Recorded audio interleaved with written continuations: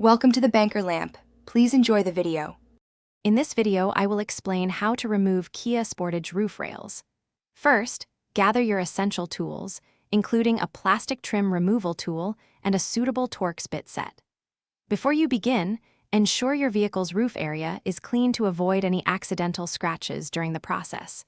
Take a moment to familiarize yourself with the location of all the mounting points along the roof rails. Now, let's access those mounting points. Gently use your plastic trim removal tool to pry off the end caps located at the front and rear of each roof rail. Be careful to avoid scratching your paint. Once the caps are removed, you will clearly see the Torx bolts that secure the roof rails to your Kia Sportage.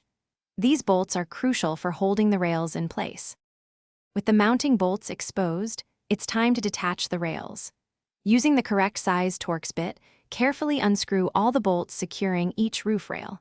Work slowly and keep track of all the hardware. Once all bolts are removed, gently lift the entire roof rail assembly straight up and away from the vehicle. Place the rails and all hardware in a safe spot. After removing the rails, clean any dirt or residue from the roof surface where they were attached.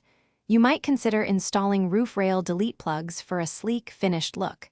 And speaking of quality, life's too short for cheap socks.